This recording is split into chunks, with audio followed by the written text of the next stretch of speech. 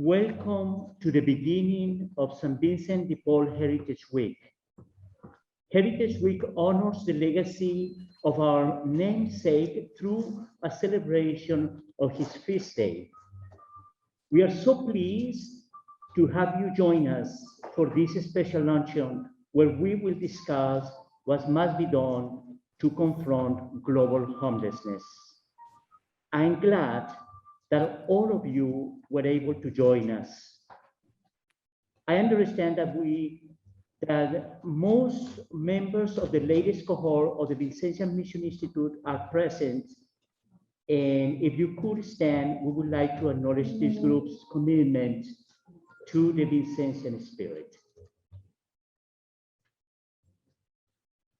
I think we're still coming. They are still coming. So they committed to a 6-month-long course to further exploring our Vincentian legacy and how they can better integrate the mission into all that we do. Thank you. I also would like to acknowledge my Vincentian brothers. Thank you for joining us. If you can stand, to say hello to you.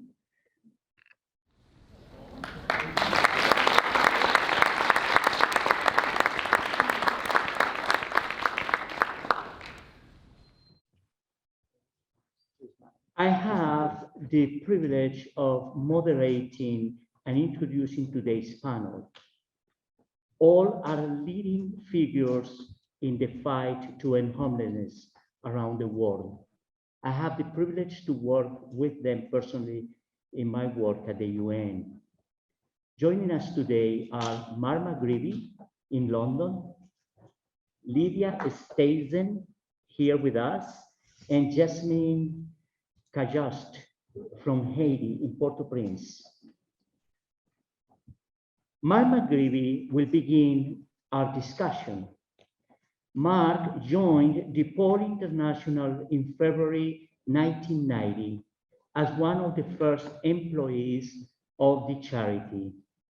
In 1992, he became CEO of Depaul UK, which expanded over the next 10 years from London into a national charity. Mark led Depaul's international expansion into Ireland in 2002, and then into East Europe and the US over the following decade.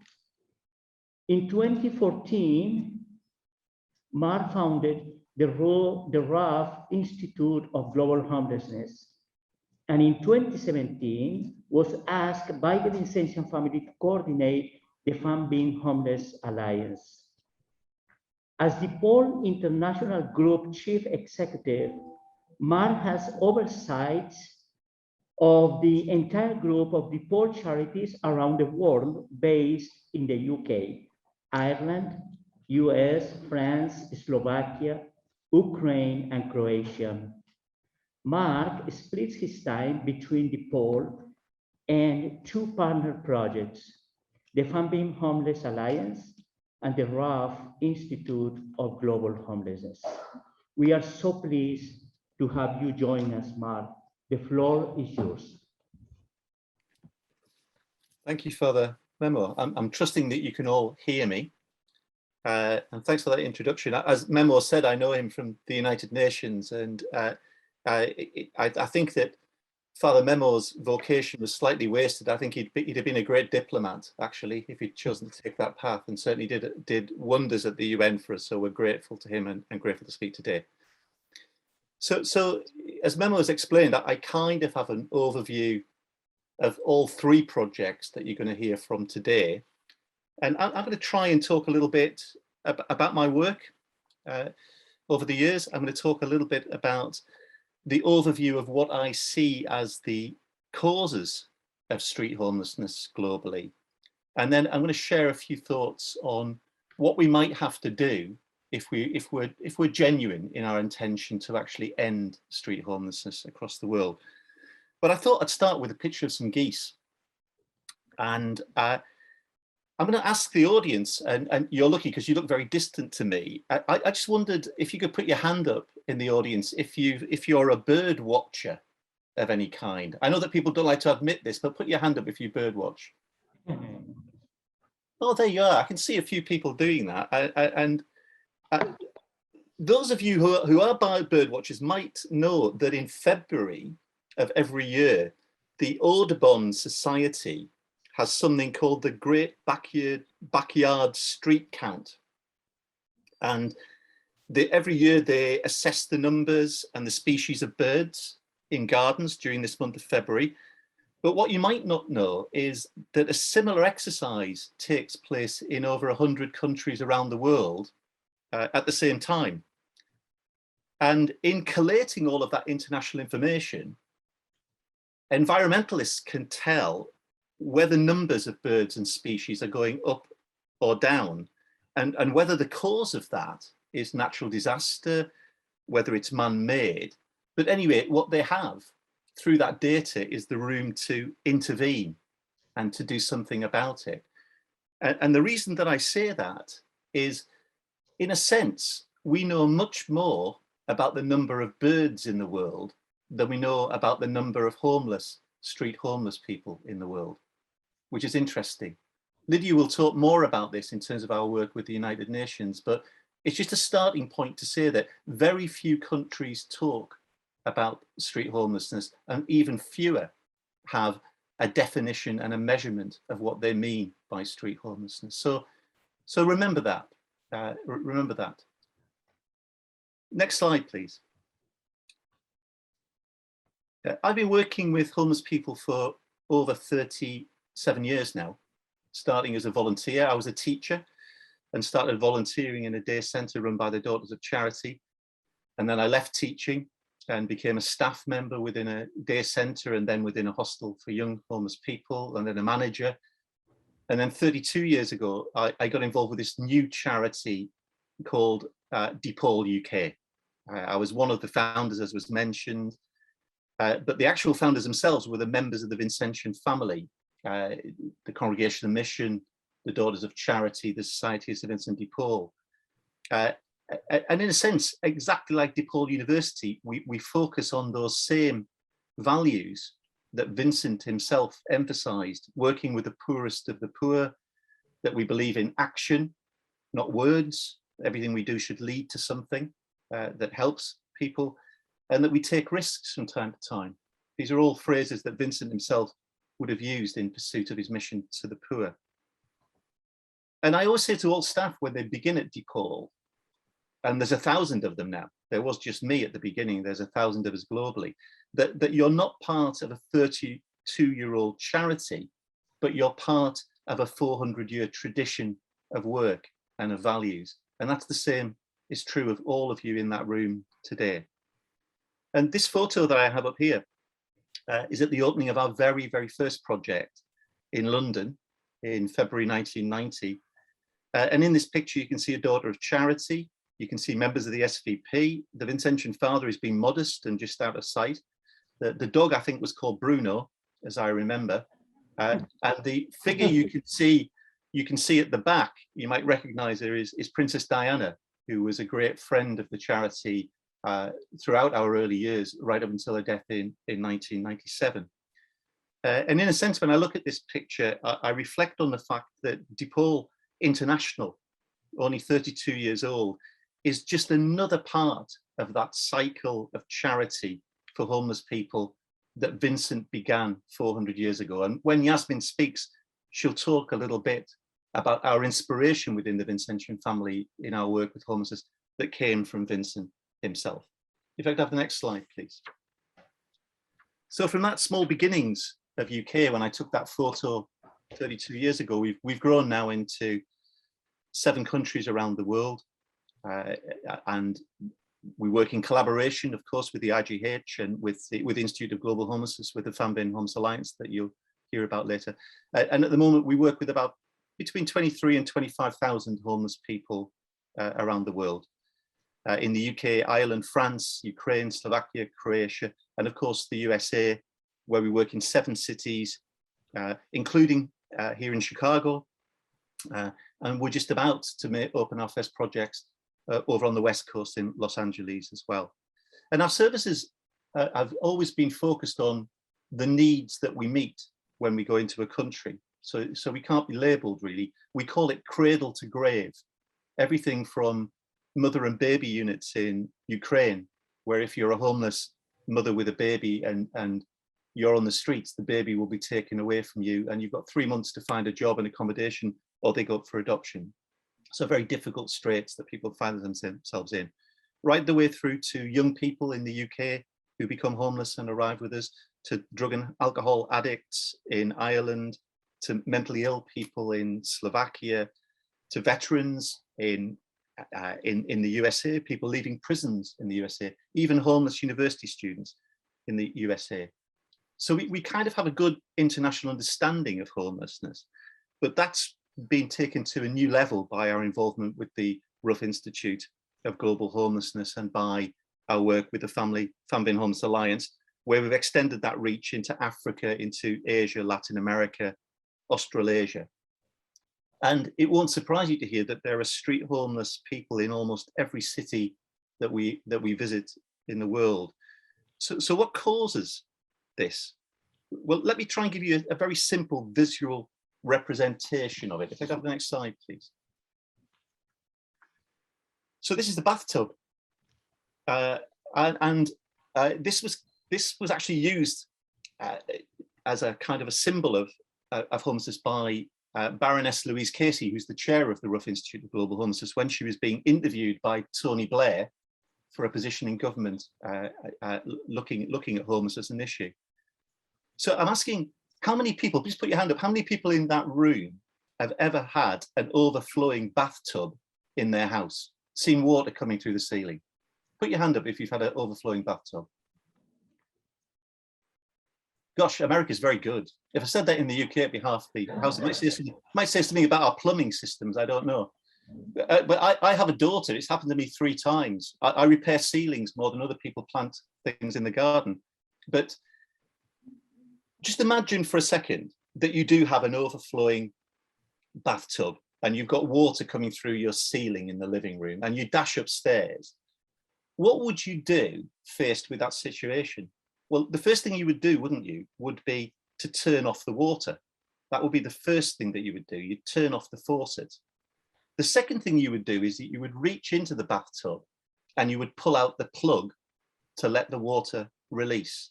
And then the third thing that you would do is you would mop up the water that's there on the floor with the duck helpfully swimming about on it. That's the last thing you would do. Now let's just imagine for 1 second that this is the homelessness system, the street homelessness system, and that the tap, the faucet, the water coming in is people arriving on the streets, homeless people arriving on the streets. Let's pretend that the bathtub itself is where they're caught, the shelters, the hostels, the night shelters, the services that are delivered for street homeless people.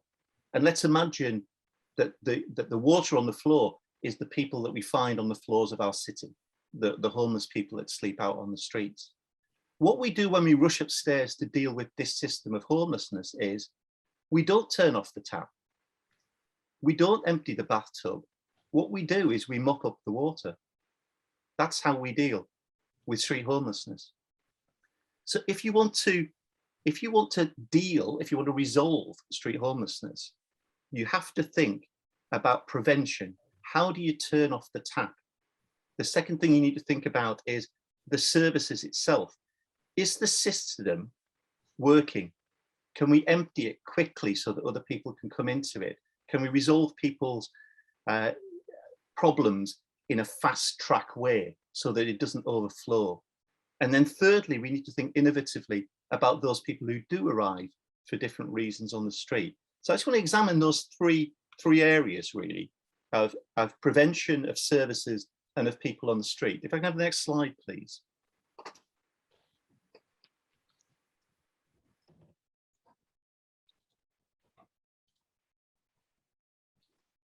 Thank you. So in terms of turning off the taps, faucets as you call them, preventing homelessness, well, we can crudely talk about this, but let's do that. Let's talk firstly about personal causes. Let's talk about personal tragedies often of people who arrive on the streets. So people with drug problems, with alcohol problems, mental health problems, people who've been released from prison without a plan, runaways from sexual or physical abuse. Let's talk about runaways. Let's talk about veterans, refugees, asylum seekers. Let's talk about ethnicity and the difference that that can mean in your access to services, or your sex or sexuality, what difference that can make to your access. All of these personal problems that can lead to an arrival on the street. One of the biggest issues, and more simply put, is poverty. When people ask me, can you end homelessness? I tell them that in my 35-year career, I've met very few rich homeless people, very few rich homeless people. And that says something to me about what wealth can do, what resources can do in ensuring you have a safety net, a personal safety net. So poverty is a very big factor in what we do. And that feeds slightly into the structural causes of homelessness, the second part of turning off the tap. You can't do it if you have inadequate social platforms, inadequate welfare provision within a country. You can't do it if you have a lack of affordable housing for people. You can't do it if you have policies that keep people in poverty, wages below the cost of living. You can't do it if you lack the services in drugs, in mental health, in early education, in all aspects of life that give people opportunity to change. So to end homelessness, we have to think seriously about this prevention agenda. How do we stop people arriving on the streets in the first place? Next slide, please. But to end homelessness as well, we need to make the system better. It's not just about those arriving, it's about how we deal with people when they actually arrive on the streets. So there's lots to say about this, and different countries vary in how they deal with pulling out the plug. So let me give you some examples. One here is an easy way to solve homelessness is to criminalize it. Why don't you just lock everybody up, take them off the street, put them in prison, and you've solved street homelessness immediately. And that sounds ridiculous, doesn't it? Because it's just pushing something away. It's not resolving anything. But actually, some countries do this around the world. Most recently, we've seen in Hungary a criminalization of homelessness on the streets. When I began my work in Slovakia, I remember the police coming around on a morning with a fire hose to hose down people who were sleeping rough in the center of Bratislava. I remember in Ukraine, young homeless people being arrested on spurious charges just to say that they could get people off the streets and put them in young offenders units. And we worked a lot with that group. So criminalization, you know, a very kind of like crude method, but it's one that people choose.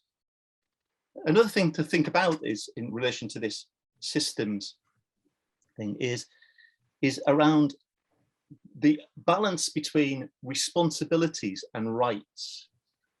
In countries where homeless people have rights, and I'm looking here at largely Western Europe, Scandinavia, there is a kind of safety net that means that although it's not perfect, the numbers are kept low relative to other countries around the world, because there's rights to housing, rights to welfare benefits, rights to access accommodation, albeit it might take time.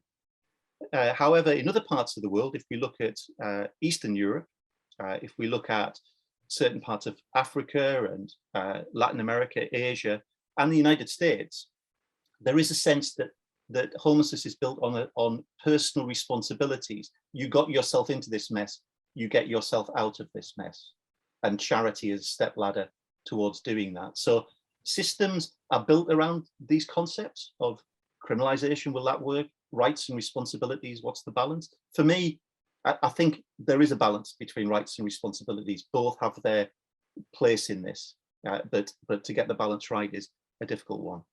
But the third thing I wanted to say on making systems better, and probably Lydia will refer to this in her chat, is the importance of data. The data is so important. Who is it that you're dealing with on the streets? Who's working with them currently? Are they sharing information? What is it they actually need to resolve their problems? How can we quickly move to provide them with what they need? Is there housing that we can get them into? This is the way that we've got to think constructively, criticize ourselves as a homelessness sector to make sure that the best options agree for people. Next slide, please. Finally, how do you mop up the water? So those people that go through all of this thing, arrive in the bath, but then arrive on the streets, often have the most entrenched needs. And how do we do that? I'm going to give you a few examples of what Vincent would have said. Vincent Depaul would have said is that you need to be innovative unto infinity in the ways that you think about this. And one of the ways that we talk about this is we make services fit the needs. We accept that the poor are our masters, again, a Vincentian phrase, that we listen to homeless people themselves in creating the solutions. And I'll give you three very basic concepts before I move on to my last slide. The first one is housing first. It used to be, for many, many years when I began this, that homeless people in systems earned their way out of it. If you got into a shelter and you behaved yourself and you were good and you didn't drink and you didn't take drugs and you didn't commit any offences, you could rise to the next level of shared housing. And if you survived in shared housing and you were good, you could maybe one day rise up and from there get into employment and perhaps from there into accommodation. But many people faced with that ladder climb up a few steps and fall down a lot of steps. They never make it to the housing option. So a guy called Sam Tamberis, an American Canadian guy actually, came up with a concept of housing first. Why don't we turn this on the head? Why don't we say you move directly from the streets into housing and that we wrap the care around you there? And this is now becoming the most internationalized model of how we work with homeless people. Doesn't work for everybody, but for a lot, and especially those with special needs, it's a very attractive model. The second one is something called wet shelters. How do you deal with people who have addiction problems on the street? Given the fact that most shelters and hostels would say, you can't come in here if you drink, you can't come in here if you take drugs. We were in Belfast faced with 26 people who hadn't been inside for over 25 years. And they were the ones that were causing the most social problems in terms of aggressive begging, lewd behaviour on the streets. And the police said to us, can you do something about this entrenched group? So we said, well, why don't we turn the logic on its head? Why don't we say, rather than you can't come into this shelter if you drink or take drugs, why don't we say you can't come into this shelter unless you drink and take drugs? Why don't we turn it into a medical facility that people can access with those needs directly? And we call them wet shelters. Again, a model that's growing across the Depaul group, but a very innovative way of tackling a very entrenched problem. And then thirdly, as an example, Night Stop. Night Stop is a project where families in the UK, in Ireland, in Australia now, and in Canada will offer a room in their house to a homeless person, young person, at the point where they become homeless, or to a refugee at the point where they arrive in the system. And they can go and live with this family for, it could be one night, it could be 2 nights, it could be agreed to be 2 years, depending on the needs of the person. But the whole idea that you can be involved, the community, anybody with a spare room can be involved in this resolution of homelessness. Last slide, please. So, is ending homelessness possible? It absolutely is. It absolutely is possible. In the UK, between 1999 and 2002, I was involved in a targeted effort which reduced street homelessness in the UK by 2/3 within a 3-year period. We did it. The problem was that subsequent governments took their finger off the pulse and it rose again. But during COVID in the UK, we took over 90% of street homeless people off the streets into hotels. We resolved street homelessness. Again, I go back to this question about political will and resource being central to whether it's possible. So remember that if we want to end homelessness, you've got to turn off the taps, you've got to pull out the plug, and you've got to mop up the water. You've got to do all three. There's a lot we can learn from other movements for systemic change. What Gates has done around vaccination programs and others is fascinating to me in terms of how you use data to pursue your goals. We've got to embrace innovation, the idea of housing first, wet shelters, DAX project in the US, working with homeless students, and Night Stop. But two final thoughts.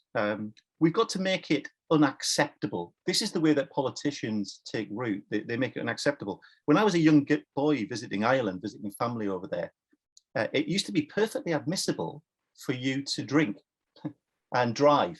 It was perfectly admissible. And then one day somebody turned around and said, you know, we've got this many deaths in the road in Ireland. It should be unacceptable. And the result of that was a ban on drink driving came in. The insistence on a seatbelt came in. Those things came in because drinking was unacceptable.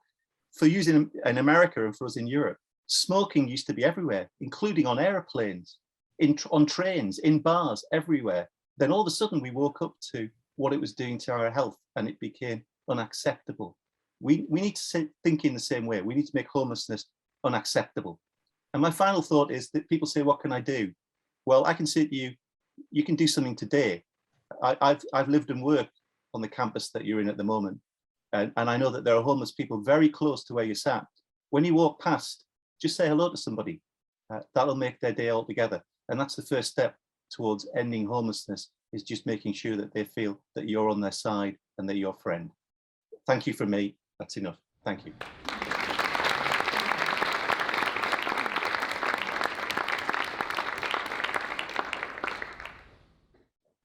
Thank you very much, Mark. I'm happy now to introduce Lydia Stazen. Lydia is the Executive Director of the Ruff Institute of Global Homelessness at Depaul University. Lydia has dedicated her career to building a world where all people have a place to call home and a strong foundation upon which they can build their lives, the lives they envision for themselves.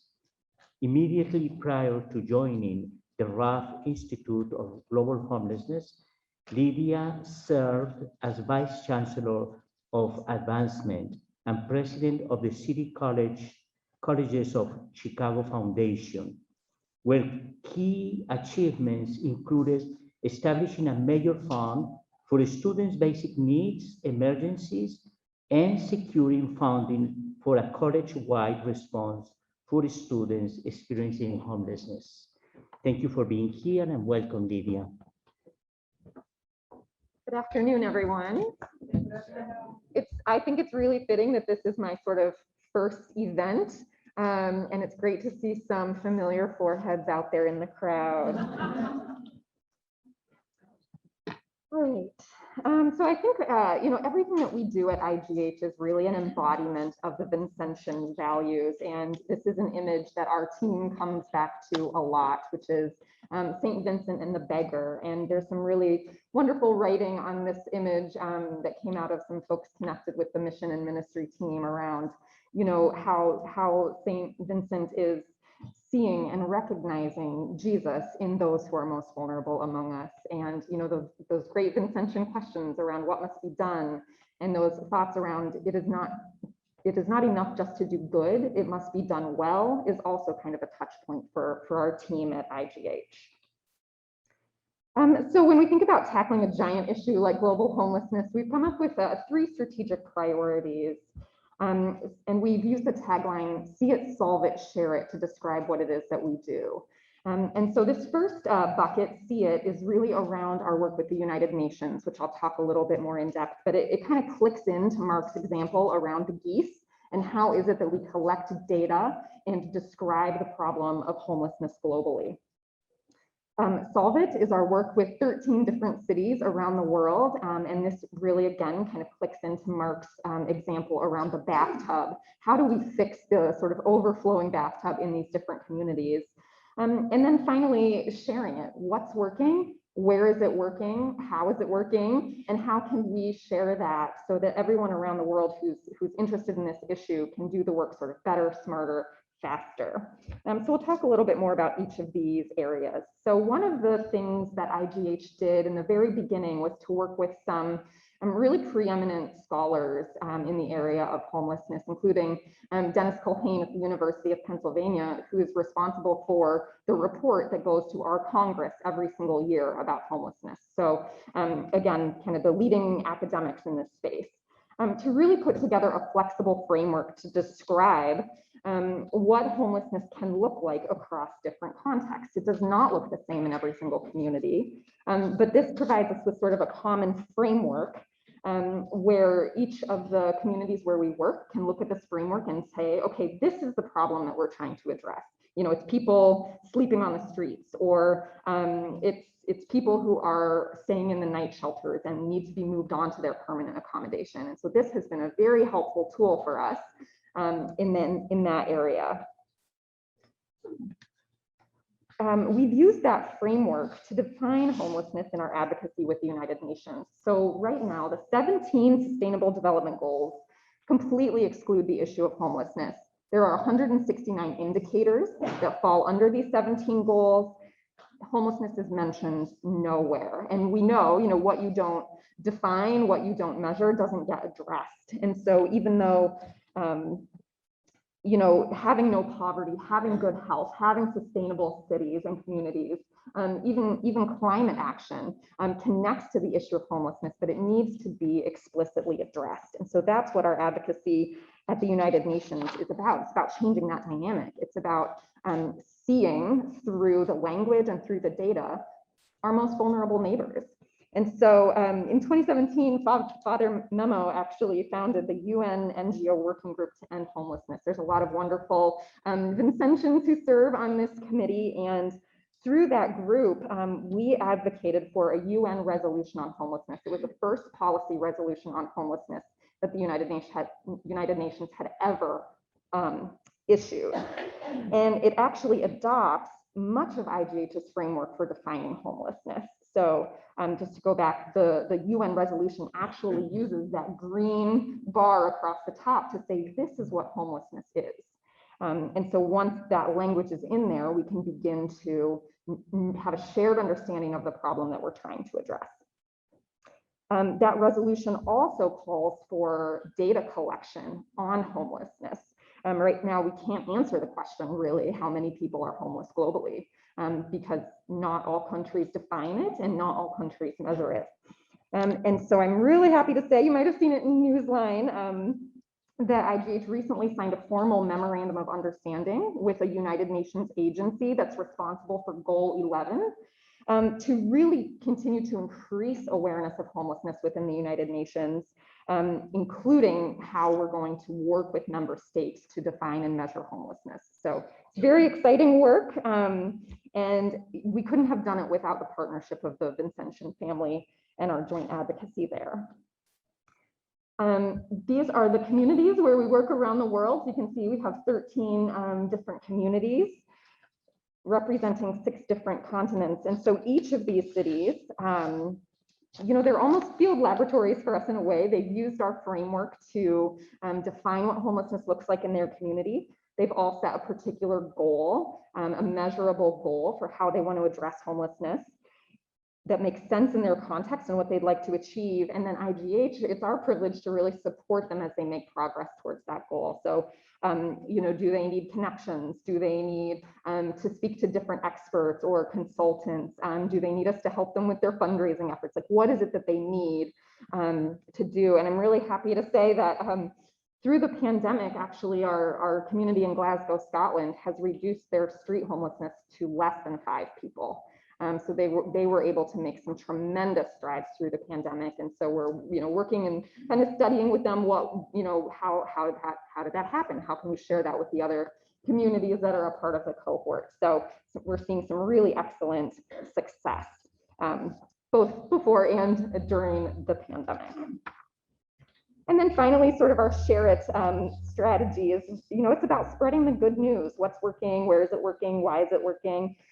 I will say we also talk very frankly about the challenges, because we believe we can learn as much from failure as we do from success. So we have conferences and publications and an online resource hub that has thousands of pieces of academic research and information on how to address homelessness. We have a LibGuide at the Richardson Library.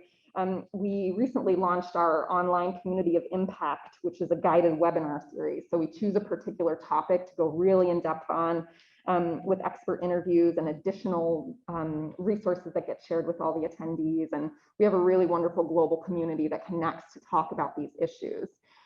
We're also working with Dean Thomas on an academic credential through the School of Continuing and Professional Studies, where students from around the world who are working in the area of homelessness could come online to Depaul and earn a credential. There's nothing like this that exists right now. There's no sort of credential on addressing homelessness. And so we're really excited about launching that later this year or early next. And that actually came out of an idea. I see Dean Guillermo. 3 years ago, there was an honors program on the wicked problem of homelessness, and really thinking about how we could connect with the DePaul academic community on providing some good thinking and training and teaching on this particular issue. So we're always thinking about how can we have a greater impact around the world in terms of how do we do this. So if this is kind of your first time hearing about IGH, I've put my contact information up there. We'd love to connect with you, think about ways to engage, you know, students, faculty, staff in the work that we do. We're a really small team. There's 4 of us, and we've got a really large mandate. So we're always looking for extra hands. So do reach out. Thank you so much.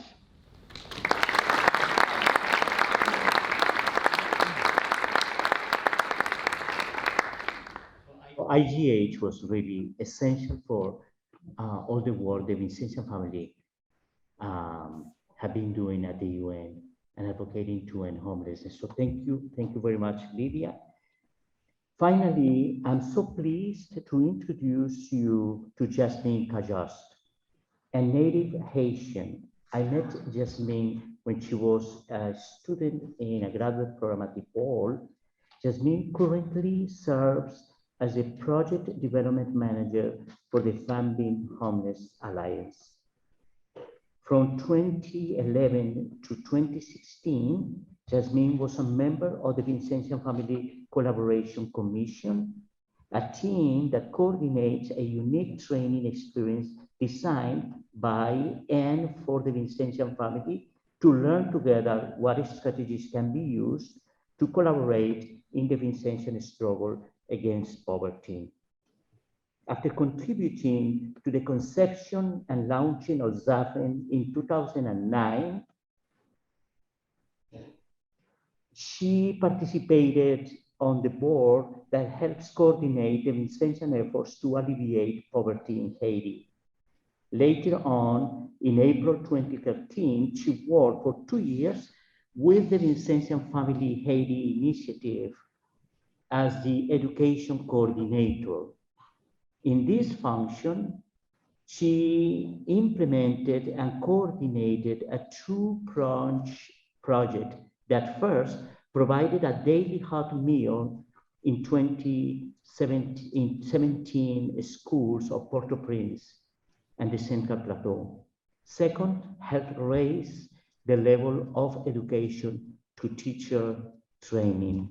We are so happy to have you with us, and we have been thinking of Haiti and all the things that are happening there, and so we are with you in solidarity, and we welcome you. Thank you very much. It's very good to be back at Depaul, even if it is virtually. It's my alma mater, because that's where I did my graduate, like Memo mentioned. Today, I will be speaking about the FamVin Homeless Alliance. Like it's been mentioned by Mark and Lydia, and the FamVin Homeless Alliance, it's really an international project that the Vincentian family launched in 2017, for the 400th anniversary of the Carry Zone. They asked Depaul to be in charge of this project because Depaul was one of the branches of the Vincentian family with more experience with street homelessness. So the FamVin Homeless Alliance was given the mandate to work addressing the issue of homelessness, considering 2 important aspects that the Vincentian family had been working on in the last years and decades included. It is collaboration and systemic change. Systemic change, which means looking at the issue of homelessness, not only by providing concrete responses, but also by considering all the different aspects that are related to the issue of homelessness, poverty being one of them, education, health, etc. And the second aspect is that the FamVin Homeless Alliance wants to be an alliance. So it really wants to work, see the Vincentian family in different places, working together in collaboration. Those are two very important aspects of the work we need. And some may wonder why the Vincentian family in 2017 decided to focus on homelessness next. The response is that it's a huge issue. We've said it already, but a few years ago, the United Nations Settlement Agency estimated that 1.2 billion homeless people were living that reality. And we're also aware that this is a problem that will continue to grow due to conflict, natural disaster, urbanization, and we can add the pandemic of COVID-19. So even if we don't have specific numbers, that's an estimation we can rely on. And the number might seem big, but it's real. It's probably closer to reality than we would expect. And this is because, as Lydia mentioned next, when we're speaking of homelessness at the FamVin Homeless Alliance, we're looking at three different groups of people. We're looking at people without accommodation, so those we see on our streets. We're looking at people living in temporary accommodation. This includes refugees and displaced people. And we also include people living in inadequate accommodation, the people that are hidden in our slums, in favelas throughout the world. So when we look into those three component types of homelessness, we do understand that we're probably beyond the 1.2 billion estimation of the United Nations. So what does the FamVin Homeless Alliance does? We do different things next. And I will mention the most important ones that has a direct connection with the question of this conversation, what can be done. One of the first things that the Alliance does is that we looked at data. One of our programs is a mapping program that we're doing in partnership with Niagara University, where we're trying to collect information about all existing Vincentian projects throughout the world. It's been a slow process, because the Vincentian family being so humble has a difficulty understanding how important it is to share information about what we are doing, because this has the potential to unlock partnership and more efficient action with the homeless people. But that's one of our key activities. We also do support global capacity within the Vincentian family. And we do this through providing learning opportunity, sharing of information, conferences, and even the possibility of Vincentian family members to go in other places and understand how to work with specific group of homeless people and bring this back to their own places. A third thing that we do is we collaborate with the IGH, and Lydia spoke a lot about how our work together led to the resolution of 2020 at the UN. So I will focus my presentation in a very concrete way that the FamVin Homeless Alliance is addressing homelessness globally. And this is through next, the 13 Houses campaign. The 13 Houses campaign is an idea that is inspired by what Vincent did at his time. In the 17th century, Vincent spent most of his life facing real different forms of homelessness. He faced the reality of the FamVin baby kids, which were babies that were being abandoned in the street because they were born out of wedlock, or because the parents couldn't provide for them. And as a response to this, Vincent created 13 houses. And the 13 houses was a collaborative project. The project was a project of the congregation of the mission. The money for the houses was given to Vincent, but he rent those houses to the Ladies of Charity, what we know today as AIC. And then he had the Daughters of Charity caring for those children in those houses.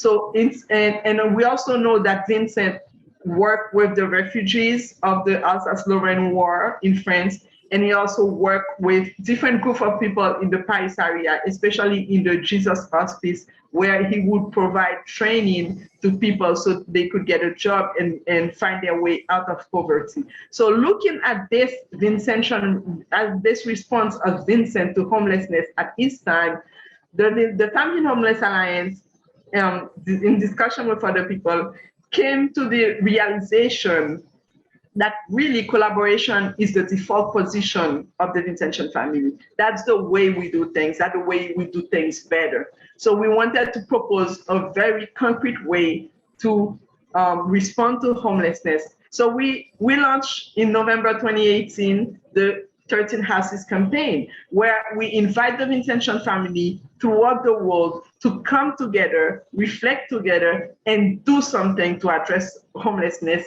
locally.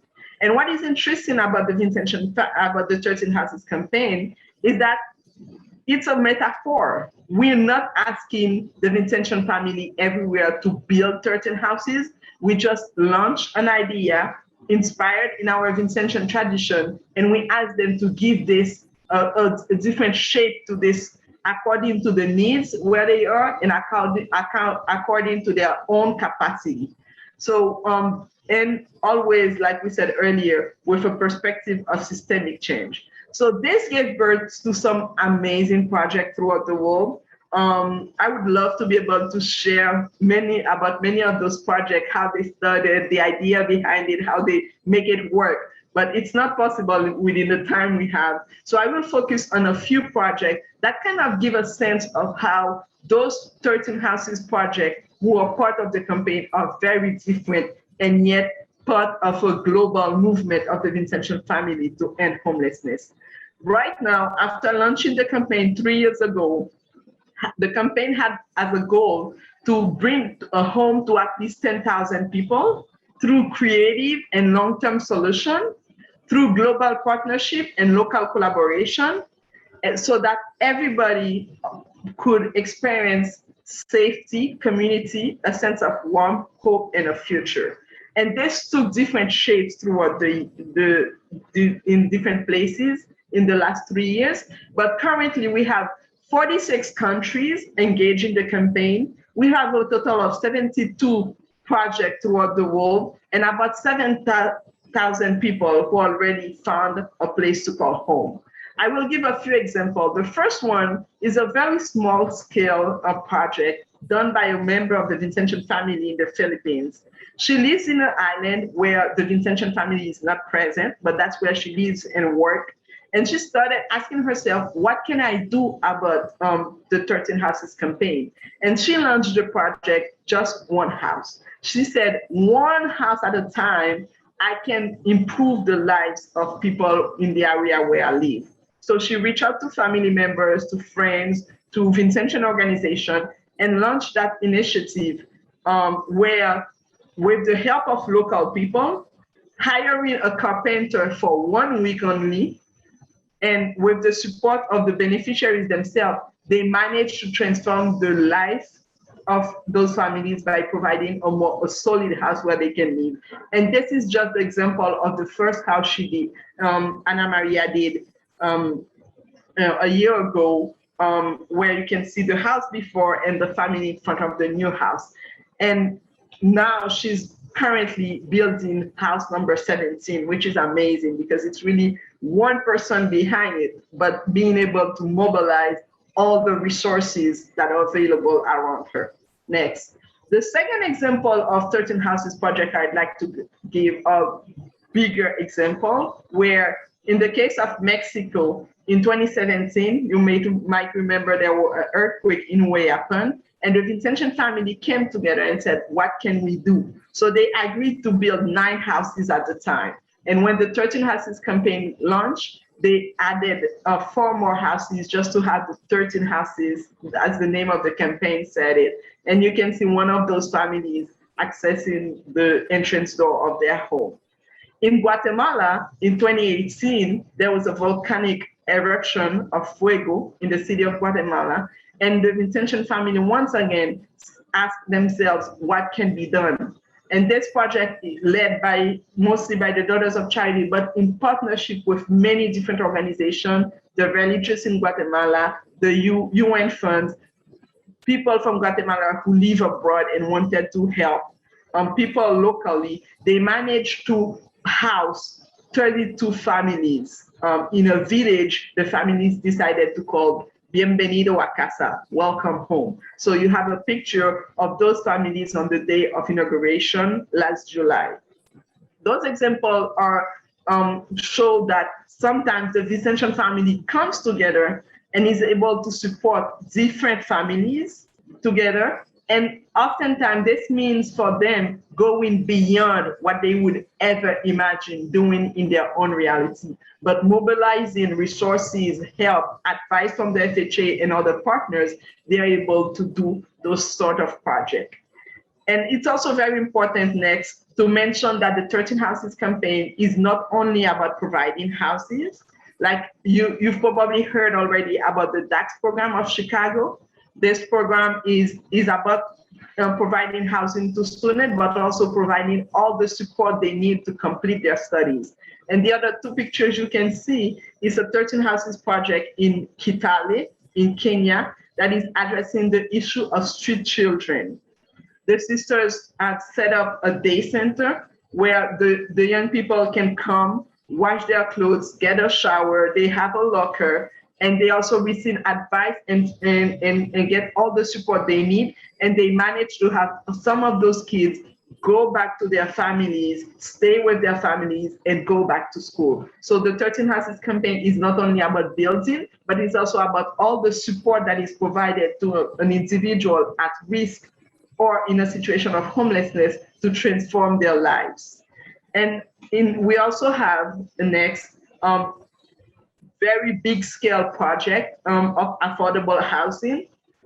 In the US, in Australia, mostly, the Vincentian family, in the UK, the Vincentian family has come to the realization that addressing homelessness, going back to the image that Mark used at the beginning, is about stopping the tap, so keeping people from finding themselves in a situation of homelessness.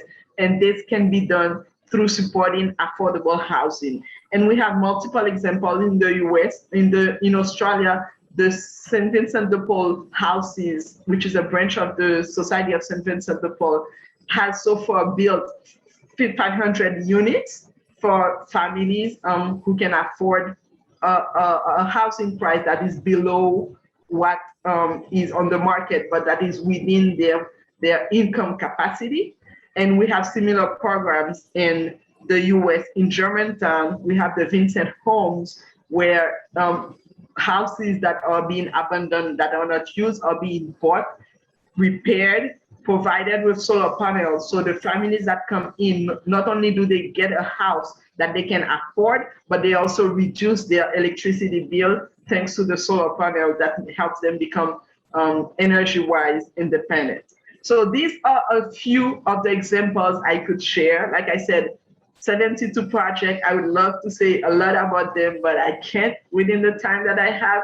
But I think that those simple examples from very small scale project to larger projects show that when the Vincentian family comes together, reflects, opens its eyes to reality, opens its ears to listening the cry of the poor, then we become very creative in the kind of answer we provide, very systemic, long-term, and also tapping into advocacy work that we do in collaboration with the IGH. So I really wanted to focus my presentation on the 13 Houses campaign, so you can get a sense of different kind of projects that are being done worldwide. You can learn more about those projects on our website. And going back to the question that we're trying to discuss together today next, it's really about, should we do something? Can we do something? What should we do? Because we feel the call of the Vincentian question, what must be done? We hear the invitation of Federico Zanam, founder of the Society of St. Vincent de Paul, telling us, can we remain passive in the middle of a world which is suffering and groaning? we feel as a Vincentian family that we need to give a response to the cry of the homeless. And that response next is really not defined. I think it's what I would like to finish is by saying something must be done. And at the Depaul, something can be done. And what it takes is really to see what's happening, to judge, to reflect on what we see, and then to make the resolution to act and change the lives of a few homeless people. If we all do this as a Vincentian family throughout the world, then we can tell a different story in the future of a world without homelessness. So you have my contact information. If you're interested in knowing more about the 13 Houses campaign, the FamVin Homeless Alliance will be happy to answer your question and to discuss with you specific ways in which you can support our work, but most importantly, help us end homelessness one house at a time, one person at a time, one family at a time. Thank you.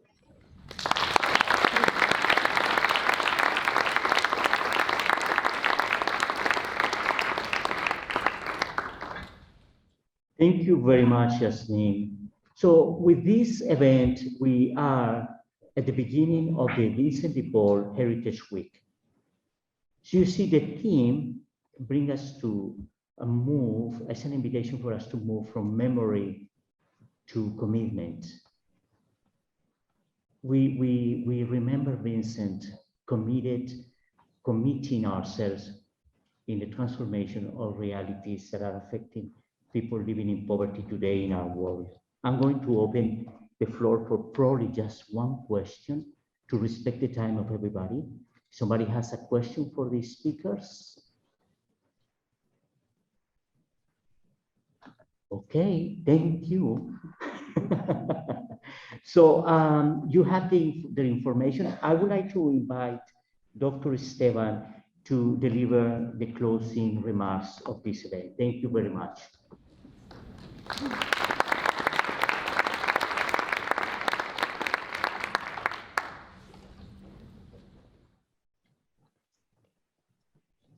Thank you, Father Memo. Good afternoon. And thank you to our panelists for taking the time to share their expertise with us today. I found your discussion to be very engaging and a powerful reminder of what must be done to end homelessness. Our Depaul community also suffers from homelessness, as mentioned earlier. Every year, pre-pandemic, we had anywhere from 50 to 60 students who were housing insecure. And we partnered with DACs to find places for them in their houses. And we continue to work with DACs. Depaul is honored to serve as a key partner with the Vincentian family as we try to ensure that every person has a place to call home. I know how much we all want to be involved and make real change happen. I feel the energy and commitment around this room, and it's very inspiring. I can affirm Depaul will continue to serve as a leader in this initiative through the George and Tanya Ruff Institute of Global Homelessness. We will continue to raise awareness and support the empowerment and full inclusion of the homeless within our society. We will continue to uphold our Vincentian spirit and advocate for the rights of homeless people to live a dignified life. We all know housing is a central issue. It determines the healthy development and quality of life for every person. Depaul is committed to educating ourselves and teaching others how to push for policies that help the homeless. We also will continue to pay close attention to how homelessness affects our own community members. We will respond proactively in solidarity. Thank you again to Mark, Lydia, and Yasmine for the work you are doing around the world. Your collaboration with the United Nations and so many stakeholders including the Vincentian family, is making our collective dream to end homelessness a reality. I would also like to thank and recognize the Division of Mission and Ministry for organizing multiple events this week to celebrate St. Vincent de Paul and our heritage. Joe and I are especially looking forward to ViniFest. It has always been one of our favorite events, and it's actually nice to see everyone in person again.